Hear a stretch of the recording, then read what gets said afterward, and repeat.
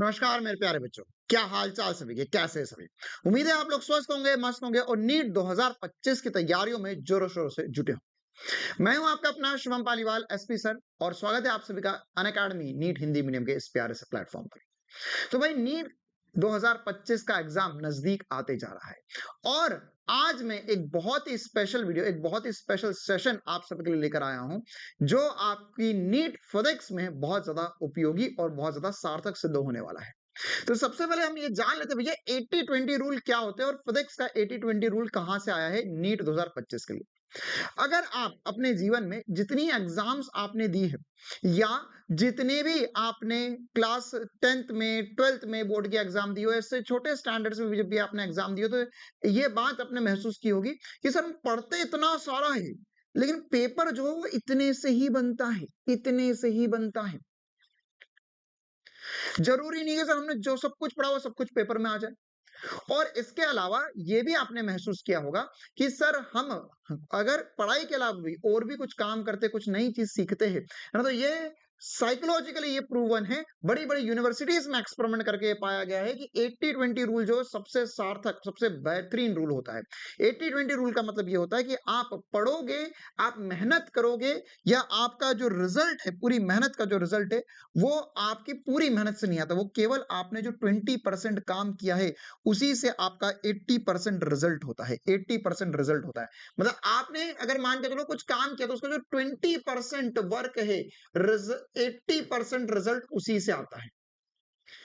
80% result उसी से आता है।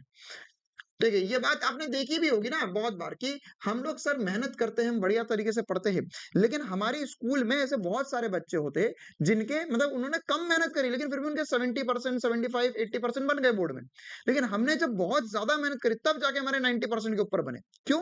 क्योंकि वो 80% रिजल्ट पाने के लिए केवल 20% मेहनत लगती है। फिर उसके बाद में अगर आपको 80 से 85%, 90%, 95% के ऊपर रिजल्ट चाहिए तो उसके लिए मेहनत बहुत ज्यादा लगती है।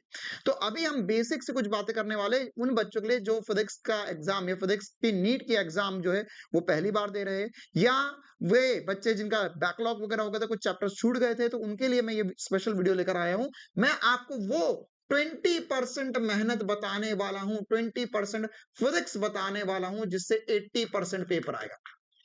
80% पेपर मतलब कि अगर आप देखिए तो आप इसमें मिनिमम टू मिनिमम आप 130 120 से 130 मार्क्स के बीच में स्कोर कर सकते हैं। क्या बात कर दी सर आपने, बिल्कुल।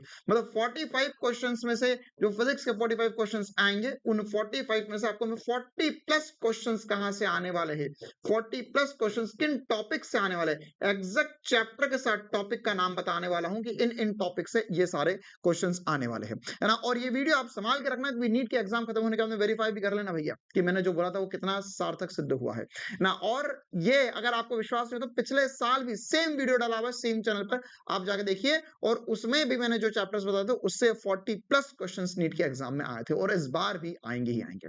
तो बिना समय खराब किए अब करते हैं हम वीडियो की शुरुआत, है ना। मैं यहाँ पे चैप्टर वाइज सारे चैप्टर्स में से बताऊंगा आपको कि कौन से चैप्टर में से कौन सा टॉपिक ज्यादा इंपॉर्टेंट है। तो शुरुआत करते हैं हम क्लास 11th के चैप्टर से, है ना। सारे चैप्टर के नाम लिखे हुए तो क्या सारे चैप्टर पढ़ाने? नहीं, मैं आपको उस चैप्टर में से बताऊंगा कि आपको किन टॉपिक्स पे ध्यान देना है। सरल रेखा में गति, सरल रेखा में गति में गुरुत्व के अधीन गति आपको अच्छे से पढ़ना है, इससे सवाल आने के सबसे ज्यादा चांसेस होते हैं। गुरुत्व के अधीन गति या कांस्टेंट एक्सेलरेशन, गुरुत्व के अधीन गति और ग्राफ, या आप इसे लिख सकते हैं जब एक्सेलरेशन त्वरण नियत होता है, त्वरण नियत जब होता है, जो गति के समीकरण वगैरह है उससे सवाल, और ग्राफ, है ना, इससे सवाल आने के चांसेस सबसे ज्यादा होते हैं। इसके अलावा समतल में गति, हर एक चैप्टर के कुछ 2-3 टॉपिक बताऊंगा, मतलब और ये भी बता दूंगा कि ये रिलेटिव कितना इंपॉर्टेंस है। मतलब सारे पहले एक बार वीडियो अंत तक जरूर देखना क्योंकि बहुत ज्यादा इंपॉर्टेंट वीडियो रहने वाला है। मतलब पहले तो ये बता दूंगा मैं आपको कि किन किन टॉपिक से कौन कौन से, किन किन चैप्टर से कौन कौन से टॉपिक आएंगे, फिर लास्ट में बता दूंगा कि इनमें से भी सबसे ज्यादा चांसेस किससे क्वेश्चन आने के।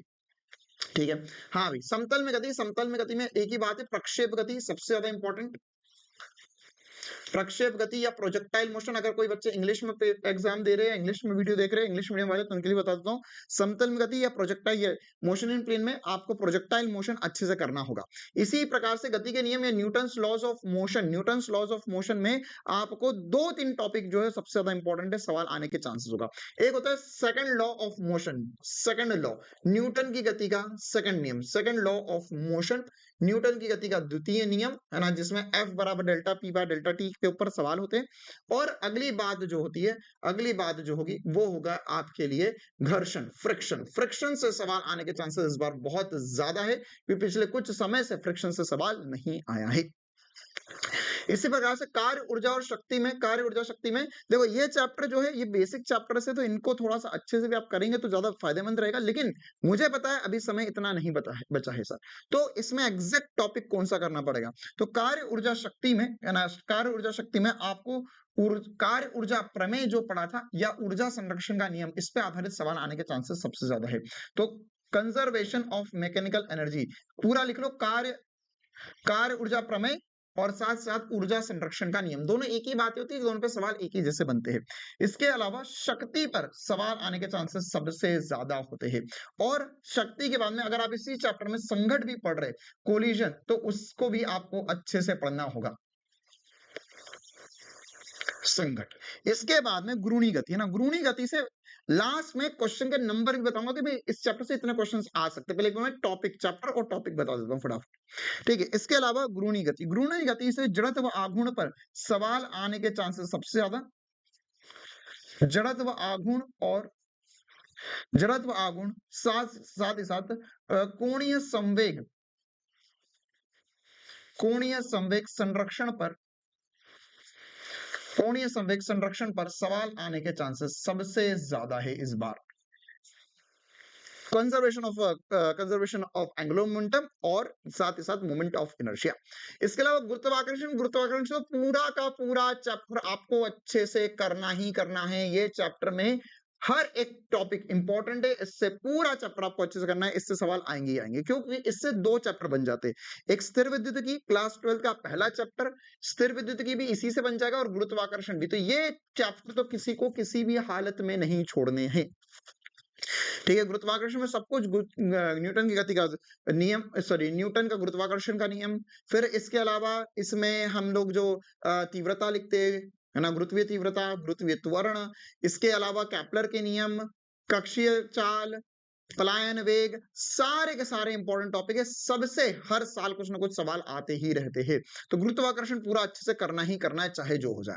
तरलों के यांत्रिक गुण, इसमें से भी आप जो 2 मोस्ट इंपॉर्टेंट बातें हैं वो है एक बर्नौली का थ्योरम, बर्नौलिस प्रमेय या बर्नौलिस थ्योरम, बर्नौलिस थ्योरम, और साथ ही साथ आपको इसके अंदर जो पृष्ठ तनाव वाला पोर्शन है, कैपिलरी एक्शन वाला पोर्शन है, विस्कोसिटी वाला पोर्शन है, ये सब एक छोटे छोटे से फॉर्मूले होते हैं, बस इससे सवाल आएगा 100%, है ना। तो जो विस्कोसिटी, विस्कोसिटी या श्यानता और सरफेस टेंशन, पृष्ठ तनाव, ये इंपॉर्टेंट से टॉपिक है जो आपको करना है। Thermal physics, thermal physics, thermal physics में मैं सब कुछ गिन रहा हूं, मतलब मैं 2 चैप्टर, 2 या 3 चैप्टर गिन रहा हूं। इसके अंदर मैं गिन रहा हूं ठोसों के, अच्छा यहाँ पे बोलेंगे कुछ बच्चे बोलेंगे सर ठोसों के यांत्रिक गुण नहीं लिखा, वो चैप्टर से 2-3 साल में एक आधा सवाल आता है ना, वो चैप्टर का ज्यादा इंपॉर्टेंस नहीं है।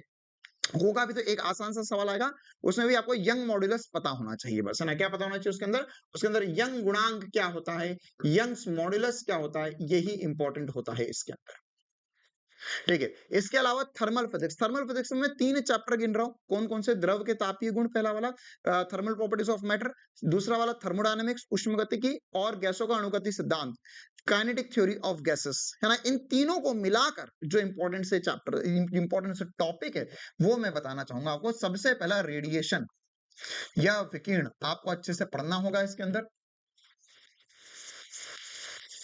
रेडिएशन या विकिरण, उसमें Newton's laws of cooling, Stefan's law, ठीक है, किरचॉफ का नियम, ये सारे नियम इंपॉर्टेंट है, इनसे सवाल 100% आएगा ही आएगा, रेडिएशन। इसके अलावा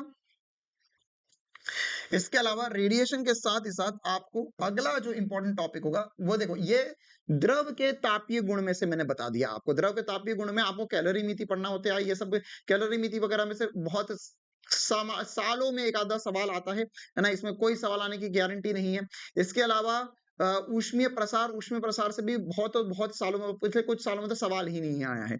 इसके अलावा आता है फिर चालन, संवहन और विकिरण, मतलब कि कंडक्शन, कन्वेक्शन और radiation modes of heat transfer. ठीक है, ऊष्मा हस्तांतरण की विधियां, उसमें रेडिएशन सबसे ज्यादा इंपॉर्टेंट होता है। इसके साथ ही साथ ऊष्मागतिकी में आपको सभी प्रक्रम अच्छे से पढ़ने होंगे, विभिन्न प्रक्रम, या आप बोल सकते हो फर्स्ट लॉ ऑफ थर्मोडायनेमिक्स पर बेसिक सवाल आ सकता है। फर्स्ट लॉ पर ऑफ थर्मोडायनेमिक्स पर बेसिक सवाल आ सकता है, और प्रक्रम अच्छे से पढ़ने होंगे, विभिन्न प्रक्रम अच्छे से पढ़ने होंगे, प्रक्रम पर आधारित सवाल, आसान सवाल बनते हैं। अब इसमें एक्चुअल में मैं इतना सारा सब प्रक्रम, तो सारी प्रक्रम आपने लिख दिए। हाँ, एक्चुअल में चक्कर क्या है, ये आप केमिस्ट्री में पढ़ते हो या फिजिक्स में भी पढ़ते हो, तो इसलिए आपको फिजिक्स और केमिस्ट्री दोनों के हिसाब से पूरे पूरे प्रक्रम वगैरह ये सारी चीजें पढ़ना ही पड़ेगी। ठीक है, एक तीर से दो निशाने हो जाएंगे, फिजिक्स भी हो जाएगा, केमिस्ट्री भी हो जाएगा। अच्छा, दोलन और तरंगे, इन दोनों को एनटीए एक चैप्टर मानता है, एक यूनिट मानता है। तो दोलन और तरंगों में से क्या आने के चांसेस है ना, देखो इसमें वही वाली बात है, इसमें भी मैक्स टू मैक्स एक या दो सवाल, इससे ऊपर नहीं आने वाले हैं। एक या दो सवाल, इसके ऊपर सवाल नहीं आएंगे। तरंगों से तो इनफैक्ट पिछले 2-3 सालों से ढंग से सवाल भी नहीं पूछ रहे हैं। ठीक है, और दोलन का भी वही हाल है। ठीक है, लेकिन हम मान सकते हैं कि इस साल सर दोलन से कोई एक बेसिक सा सवाल आ सकता है ना? तो दोलन के ऊपर आपको, दोलन और तरंगे इतना इंपॉर्टेंस नहीं है, आएगा भी तो एक दो सवाल आएगा, लेकिन अगर आप इनमें जानना चाहते हैं कौन से इंपॉर्टेंट टॉपिक रहने वाले, तो दोलन के अंदर आप लोगों को जो आवर्त काल निकालना आता है ना, मतलब दो ही फॉर्मूले, T equal to 2 pi under root L by g और t equals to 2 pi under root m by k, है ना? ये स्प्रिंग ब्लॉक के लिए, ये सरल लोलक के लिए, ये तो इंपॉर्टेंट फॉर्मूले जिससे सवाल बन सकते हैं। इसके अलावा साथ ही साथ तरंग में क्या होगा सर? तरंग चैप्टर जो होता है, तरंग चैप्टर में ना बहुत विस्तृत रूप से चीजें समझाई जाती है, लेकिन इसमें एक टॉपिक है जिसे हम बोलते हैं इंटरफेरेंस। इंटरफेरेंस, कि देखो इसमें एक टॉपिक था डॉपलर इफेक्ट, जिससे सवाल आते ही आता था, वो डॉपलर इफेक्ट अब हटा दिया गया है। ठीक है, तो अब इसके बाद में इंटरफेरेंस अगला इंपॉर्टेंट टॉपिक बचता है इसके अंदर, या व्यतिकरण आप हिंदी में बोल सकते हो।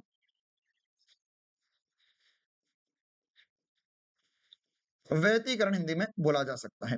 इसके अलावा बेसिक वेव इक्वेशन जो होती है, तरंग समीकरण जो होता है, वो आपको पता होना चाहिए। तरंग समीकरण क्यों, देखो तरंग समीकरण आपको, थोड़ा नीचे लिख देते, दिखाई नहीं देगा। तरंग समीकरण जो है आपको ईएम वेव्स में भी काम आता है, इसलिए ये तरंग इंपॉर्टेंट। देखो तरंग में एक्चुअल में ये वाला व्यतिकरण वाला, इंटरफेरेंस वाला जो पोर्शन है, वो आपको वेव ऑप्टिक्स में भी, तरंग प्रकाशिकी में भी काम आता है। और इसी प्रकार से तरंग समीकरण जो है, या तरंग से जुड़ी बेसिक सी बातें, तरंग की चाल समीकरण से कैसे देते हैं, ओमेगा क्या होता है, टी क्या होता है, ये आपको ईएम वेव्स में भी आता है। तो वहां पर भी ये वाली बात पूछी गई है बहुत बार एग्जाम्स में, लेकिन ये बातें पढ़ना यहीं से ही पड़ेगी आपको। तो ये 2-3 इंपॉर्टेंट टॉपिक है जो आपको ध्यान रखने होंगे। अब आते हैं क्लास 12 के ऊपर। अच्छा, क्लास 11 में मैं एक बार कंक्लूड कर दूं, क्लास 11 का वेटेज थोड़ा कम रहेगा। 20 क्वेश्चंस के अराउंड हम मान सकते हैं क्लास 11 से आएंगे, 20 से 21 क्वेश्चन हम क्लास 11 से मान सकते हैं। 20 to 21 क्वेश्चंस क्लास 11 से आएंगे। ठीक है, इसके अंदर भी ये वाले कुछ जो चैप्टर से ज्यादा इंपॉर्टेंट है ना, कार्य ऊर्जा शक्ति, गुरुत्वाकर्षण सबसे ज्यादा इंपॉर्टेंट, थर्मल फिजिक्स ये इंपॉर्टेंट है, इनसे सवाल आने के सबसे ज्यादा चांसेस होते हैं। ठीक है, मतलब कि 20 सवाल है तो 20 में से 10-12 सवाल तो इन्हीं से आएंगे। 12 या इवन 15 सवाल आप बोल सकते हो इन्हीं चैप्टर से आएंगे। इसके अलावा क्लास 12 से जो बचा हुआ पोर्शन है क्लास 12 का, उनसे सवाल आएंगे, मतलब कि टोटल 45 क्वेश्चंस आएंगे। 45 क्वेश्चंस आएंगे, तो 45 में से 24 क्वेश्चंस जो है आप मान सकते हो, 23 प्लस क्वेश्चंस जो है आपके क्लास 12 से आएंगे। मतलब 22 प्लस लिख देता हूं, ज्यादा बेहतर होगा। 22 से ज्यादा मतलब 22 से ज्यादा क्या, 23 भी हो सकता है, 24 भी हो सकता है, 20 से 21, मतलब ज्यादा क्वेश्चंस जो है क्लास 12 से आएंगे। इसमें क्लास 12 मेरी मानो तो थोड़ा अच्छे से डिटेल में सब कुछ पढ़ना ही है आपको, है ना? और कौन कौन से चैप्टर्स में कौन कौन से टॉपिक डिटेल में पढ़ने हैं वो मैं आपको बता देता हूँ, है ना? ये कुछ चैप्टर्स तो बहुत इंपॉर्टेंट है, विद्युत धारा, धारा का चुंबकीय प्रवाह चुंबकत्व, क्योंकि इसमें अभी सवाल पूछे जा रहे हैं, विद्युत चुंबकीय प्रेरण और प्रत्यावर्ती धारा। ठीक है, स्थिर विद्युतिकी, देखो स्थिर विद्युतिकी में, स्थिर विद्युतिकी अगर आप गुरुत्वाकर्षण ढंग से पढ़कर आओगे तो स्थिर विद्युतिकी में ज्यादा मेहनत नहीं लगती है। स्थिर विद्युतिकी का बेसिक कैलकुलेशन है ना, कूलम लॉ वगैरह ये सब कुछ जो है वह किसके जैसा होता है, गुरुत्वाकर्षण जैसा ही होता है। तो न्यूटन न्यूटन का गुरुत्वाकर्षण का नियम और स्थिर विद्युतिकी में कूलम का नियम ये सेम होता है। कूलम्स लॉ, इलेक्ट्रिक फील्ड है ना, विद्युत क्षेत्र, ये गुरुत्वाकर्षण में आप लिखते हो तीव्रता, गुरुत्वीय तीव्रता, तो विद्युत क्षेत्र ये सब कुछ सेम ही होता है, तो इसमें ज्यादा डिफरेंस नहीं है। तो वो अगर वहां अच्छे से पढ़ लिया तो यहाँ पर भी अच्छे से समझ में आता ही आता है। अच्छा, अगली बात जो इसमें काम की है, जैसे सवाल आने के ज्यादा चांसेस है, वो है संधारित्र, कैपेसिटर, है ना, संधारित्र या कैपेसिटर। कैपेसिटर, संधारित्र, पूरा चैप्टर आपको अच्छे से पढ़ना होगा। देखो क्योंकि देखो मैं ये बातें बता रहा हूं आपको जो इंटरलिंक्ड टाइप है, इंटरलिंक टाइप। क्यों सर, संधारित्र अगर अच्छे से पढ़ लिया आपका तो विद्युत धारा में आपको सर्किट एनालिसिस वगैरह में करने में दिक्कत नहीं आती, या विद्युत धारा में सर्किट अच्छे से पढ़ा हुआ है तो आपको कैपेसिटर में, सर्किट में, सीरीज पैरेलल ये सब में दिक्कत नहीं जाएगी। तो इंटरलिंक चैप्टर्स तो ये तो आपको अच्छे से करने ही करने होंगे। इसके अलावा विद्युत धारा जो होगा, विद्युत धारा के अंदर आपको है ना, ओम का नियम सबसे बेसिक, पूरा थ्योरी ओम के नियम का, ओम्स लॉ का पूरा थ्योरी जो है वो अच्छे से करना है। ज्यादा बेहतर होगा आप एनसीईआरटी से कर लो, ये तो एनसीईआरटी खोलो, ओम के नियम में जितनी थ्योरी दी हुई है सब कुछ अच्छे से रीड करो, सब कुछ अच्छे से पढ़ो, उसमें से जितने ग्राफ वगैरह दिए वो सब कुछ इंपॉर्टेंट है, जितने फॉर्मूले वो सारे इंपॉर्टेंट है, करना ही होंगे।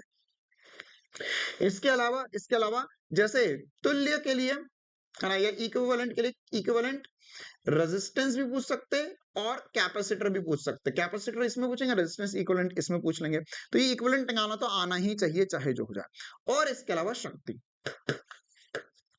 शक्ति पर सवाल आने के चांसेस ज्यादा इसलिए होते हैं क्योंकि अगर किसी परिपथ में आपको शक्ति पूछ रहे तो आपको धारा निकालना चाहिए, विभव निकालना चाहिए। तो ये सब कुछ आपके किरचॉफ के नियम आने चाहिए, तभी आप शक्ति निकाल पाओगे, है ना। किरचॉफ के नियम या शक्ति में आपको कुछ जटिल परिपथ आ सकते हैं जिसमें आपको सेलो का संयोजन लगे।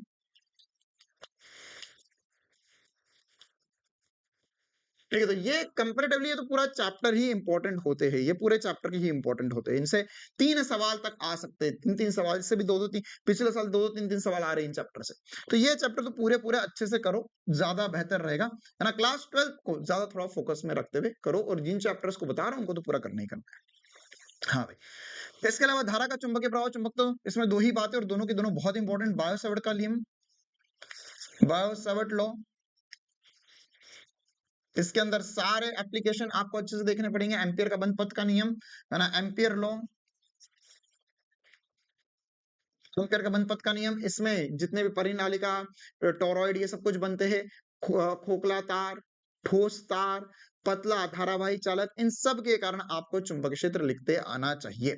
ठीक है, एम्पियर का नियम। इसके अलावा बाह्य विद्युत क्षेत्र में गतिमान आवेश, है ना, क्यू इन बी, बाह्य चुंबकीय क्षेत्र में एक आवेश जिसके ऊपर आप बल लगाओगे, F बराबर Q V cross B, Lorentz force, ये सब कुछ इंपॉर्टेंट है इसमें।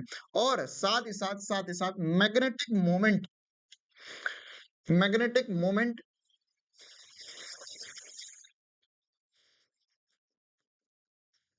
मैग्नेटिक मोमेंट या चुंबक, ये आपको चुंबकीय आघूर्ण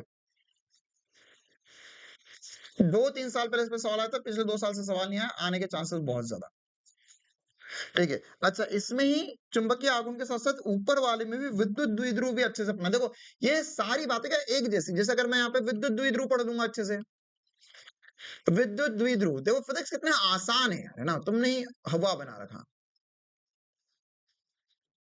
अगर मैं विद्युत द्विध्रुव अच्छे से पढ़ लूंगा तो मुझे चुंबकीय द्विध्रुव, चुंबकीय आघूर्ण पढ़ने की जरूरत नहीं है, सब कुछ एक साथ एक जैसा है सब कुछ। ठीक है, हाँ भाई, विद्युत चुंबकीय प्रेरण में फराडे का नियम, फराडेज लॉ, और अन्योन्य प्रेरण और स्वप्रेरण,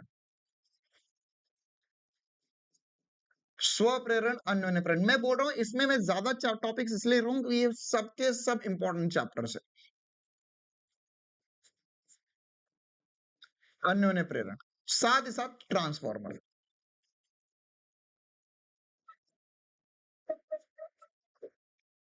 ठीक है, प्रत्यावर्ती धारा में एक ही चीज पढ़ना है, एलसीआर परिपथ। ठीक है, कि एलसीआर तीनों साथ में आ जाते हैं तो कैसे सॉल्व करना होता है। तो क्लास 12th के सारे इंपॉर्टेंट से टॉपिक है जो हमें पता होना चाहिए। आप स्क्रीनशॉट भी इनके साथ साथ में ले सकते हैं। इसके अलावा ईएम वेव्स छुटकू सा चैप्टर मैंने अभी हाल ही में इसका वन शॉट भी करवाया। Very important chapter, important complete chapter. 2 घंटे पढ़ लोगे पूरा चैप्टर हो जाएगा सवालों के साथ। किरण प्रकाश की और तरंग प्रकाश की ना, ये सब दोगले चैप्टर है। सर क्यों ये दोगले क्यों है? किरण प्रकाश की दोगला इसलिए, कभी इससे 2 सवाल आ जाते, कभी 1 सवाल आ जाता, कभी 3 आ जाते, कभी 4 आ जाते। तो हम कह नहीं सकते, जैसे पिछले 2-3 सालों में 2-2 3-3 सवाल आ रहे हैं। ठीक है, इसके पहले 1-1 2-2 सवाल, एक ही सवाल अभी आया था कभी किन्हीं-किन्हीं सालों में इसमें। लेकिन हमें इसमें क्या-क्या इंपॉर्टेंट सी बातें पढ़नी, तो इसके अंदर सबसे पहले लेंस आपको अच्छे से पढ़ना पड़ेगा। लेंस और प्रिज्म से सबसे ज्यादा सवाल पूछे जाते हैं। लेंस और प्रिज्म से सबसे ज्यादा सवाल पूछे जाने के चांसेस होते हैं। साथ ही साथ माइक्रोस्कोप और टेलीस्कोप। माइक्रोस्कोप प्लस टेलीस्कोप, ये कुछ ऐसे टॉपिक है जो आपको 100% करने ही होंगे इसमें। किरण प्रकाशिकी में, तरंग प्रकाशिकी में यंग का द्वितीय स्लिट प्रयोग, YDSE और पोलराइजेशन या ध्रुवण पोलराइजेशन। पोलराइजेशन, मॉडर्न फिजिक्स के तो क्या ही कहने है ना, इसमें तो मैं कुछ बोलूं भी ना तो ही अच्छा है। मॉडर्न फिजिक्स और सेमीकंडक्टर में मैं कुछ नहीं बोल रहा है ना, ये पूरा का पूरा करना है। 4 से 5 सवाल इतने से पोर्शन से आ जाते हैं। ठीक है, 4 से 5 सवाल इतने से पोर्शन से आ जाते हैं, ये तो पूरा ही करना ही होगा आपको मॉडर्न फिजिक्स। ठीक है, मॉडर्न फिजिक्स में आपको है ना, मैं कैसे बताऊं भैया क्या इंपॉर्टेंट मॉडर्न फिजिक्स में चैप्टर इतने से, मैं यहाँ पे लिखूंगा, मैंने लिख दिया भैया फोटो इलेक्ट्रिक इफेक्ट करना है आपको। फोटो इलेक्ट्रिक इफेक्ट तो क्या एक चैप्टर खत्म हो गया। द्रव्य तरंगे पढ़ना है, द्रव्य तरंगे, लो भैया चैप्टर ही खत्म हो गया। द्रव्य तरंगे है ना, और एटम। देखो ये ऐसे चैप्टर है जो आप फिजिक्स में भी पढ़ते हो, केमिस्ट्री में पढ़ते हो, तो इसमें तो कोई दिक्कत वाली बात नहीं है। P+C दोनों में ही पढ़ना होता है आपको ये, तो ये फिजिक्स और केमिस्ट्री दोनों में होंगे। न्यूक्लियाई, नाभिक, नाभिक का भी बेसिक थ्योरी जो है वो आपको पता होना चाहिए, इससे भी एक सवाल 100% आएगा ही आएगा। इसके अलावा अर्धचालक, अर्धचालक में बोलू ना बोलू लेकिन एक बात तो हमें सबको देखना ही हुई, क्या कि अर्धचालक की जो थ्योरी होती है उससे थ्योरेटिकल क्वेश्चन 100% आता है। अच्छा, जहां जहां मैं थ्योरी लिख रहा हूं उसका थ्योरेटिकल क्वेश्चन जो होगा उसके लिए आप एनसीईआरटी पढ़िए, उसका बेसिक एनसीईआरटी से रीड कीजिए, और इसके अलावा उन उन चैप्टर्स में एनसीईआरटी के पीछे जो पॉइंट्स टू पॉइंट और विचारणीय विषय दिए हुए हैं, इसके अलावा जो आपको सारांश दिया हुआ है, इसके साथ ही साथ एनसीईआरटी में पीछे जो बॉक्स बनाकर इंपॉर्टेंट सी बातें लिखी हुई है, वो आपको सब कुछ रीड करना पड़ेगी, तब जाके आप इन चैप्टर्स पे या इनका थ्योरेटिकल सवाल 100% रूप से करके आप आएंगे। ओके सर, इसके अलावा थ्योरी के बाद इसमें डायोड्स, देखो इसमें एक्चुअली में पहले बहुत सारी बातें थी, ट्रांजिस्टर वगैरह, तो जब हट गया तो अब क्या करना है, बस पीएन जंक्शन पढ़ना है आपको। पीएन जंक्शन प्लस इसके अंदर है ना, last but not the least तर्क द्वार लॉजिक गेट्स।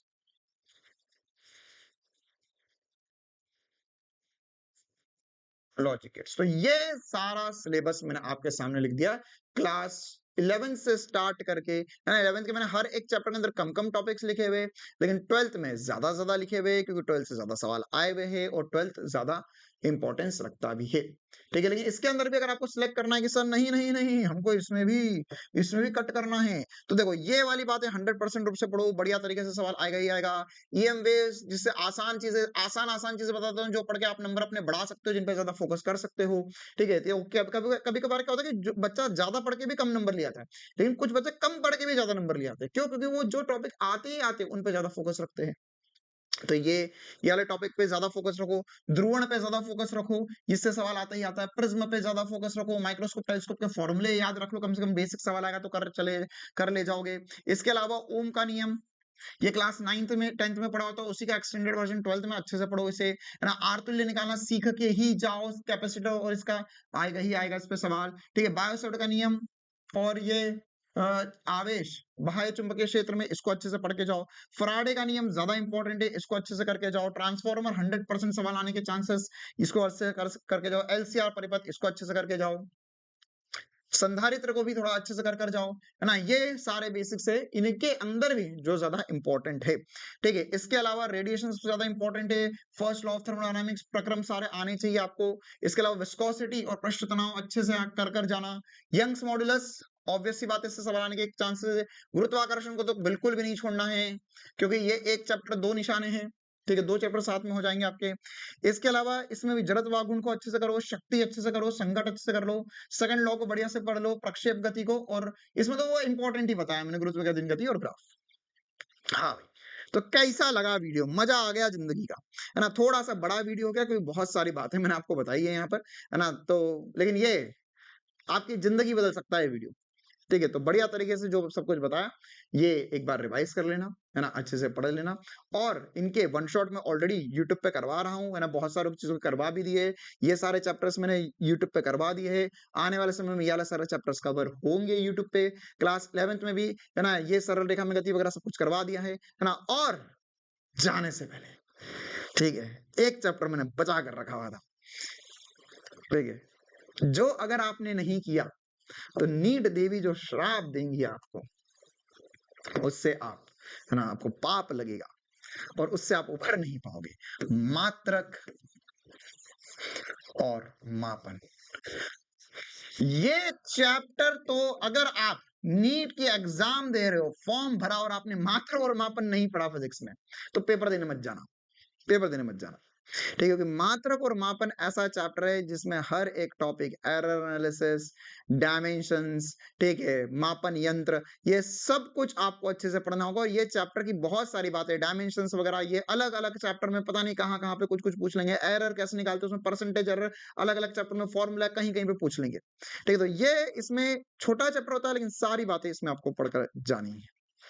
चलिए, तो आज के वीडियो में इतना ही रखता हूँ। जाने से पहले एक इंपॉर्टेंट सी बात, कि आप अनअकैडमी का हिस्सा बन सकते हैं। ये सौभाग्य आपको प्राप्त हो रहा है। कैसे बनना है अनअकैडमी का हिस्सा सर? देखिए, तो एसपी स्टार कूपन कोड लगाना है आपको। एसपी स्टार में बीच में स्पेस नहीं देना है ना? और एसपी स्टार कूपन कोड लगाकर आप 4499 में पूरा सब्सक्रिप्शन ले सकते हैं। सब्सक्रिप्शन क्या होता है? आप ले सकते हैं प्लस का सब्सक्रिप्शन। प्लस के सब्सक्रिप्शन में आपको क्या-क्या मिलने वाला है? प्लस के सब्सक्रिप्शन में आपको सारे के सारे टीचर का एक्सेस मिल जाएगा। आप किसी से भी पढ़ सकते हो, है ना? ऑब्वियस सी बात है, अगर आप हिंदी मीडियम पढ़ रहे हो तो आप हिंदी मीडियम हम ही तीनों से पढ़ेंगे, कामेश सर, योगेश सर और मुझसे, टीम स्काई से। बाकी इंग्लिश मीडियम में सारे टीचर्स आपके पास अवेलेबल होंगे, प्योर इंग्लिश के भी टीचर्स अवेलेबल रहते हैं। आप एक सब्सक्रिप्शन लेके सभी की क्लासेस देख सकते हैं। 4499 में आपको अभी सब्सक्रिप्शन मिल रहा है, अगली नीट तक के लिए मिल रहा है, अगली नीट तक के लिए मिल रहा है। और ज्यादा बेहतरीन सी बात है कि आप 14999 का सब्सक्रिप्शन ले ले। इसमें आप आइकनिक लेंगे, आइकनिक के अंदर आपको मॉड्यूल भी घर पे डिलीवर हो जाएगा, ठीक है? ये 11th वाले बच्चों के लिए जो 2 साल का लेना चाहते हैं, ये 1 साल वाले बच्चों के लिए प्राइस है। तो इसमें आपके मॉड्यूल भी घर पर आ जाएंगे, पहली बात। दूसरी बात, आपको पर्सनल मेंटरशिप भी मिल जाएगी। एक बार बता देता हूँ डिटेल में क्या क्या मिलने वाला है। आपको पर्सनल मेंटरशिप भी मिल जाएगी, ना? आपको डाउट सॉल्विंग भी मिलेगी, और इसके अलावा आपको टॉप एजुकेटर्स के सारे लेक्चर्स मिल जाएंगे। सारे बैचेस, सारे टेस्ट सीरीज प्लस आइकनिक में, दोनों में मिलेंगे आपको। आइकनिक में लगेगा, मेंटरशिप मिलेगी, 1 to 1 मेंटरशिप सेशंस मिलेंगे, फिजिकल नोट्स आपके घर पर आएंगे, और आप access to Unacademy centre classes, मतलब आप अनअकैडमी के सेंटर पर भी विजिट कर सकते हैं, वहां पर भी आपके डाउट्स वगैरह क्लासेस वहां के भी विजिट कर सकते हैं आप, ठीक है? तो ये सब कुछ आपको आइकनिक में मिलने वाला है, ठीक है? ऑलरेडी 2 बैचेस स्टार्ट हो चुके हैं, 2 बैचेस ऑलरेडी लाइव है ना? एक नेक्सस बैच क्लास 12 के लिए, निम्बस बैच क्लास 11 के लिए 18 मार्च से, और ड्रॉपर्स का पहला बैच 7 अप्रैल को आने वाला है, ठीक है? तो ये सारी इंपॉर्टेंट सी बातें थी, है ना? और भी कुछ भी डाउट हो तो आप नीचे कमेंट कर सकते हैं, है ना? अभी का ये प्यारा सा सेशन में इतना ही रखता हूँ। मात्रक मापन को नहीं भूलना है ना? हम मिलेंगे नीट के रेगुलर क्लासेस में, जो कि इस प्यारे से चैनल पे चल रही है। अगर आप नए हैं तो चैनल को सब्सक्राइब जरूर कर लेना ना। ऑल द बेस्ट नीट के लिए। Thank you, tata, bye bye.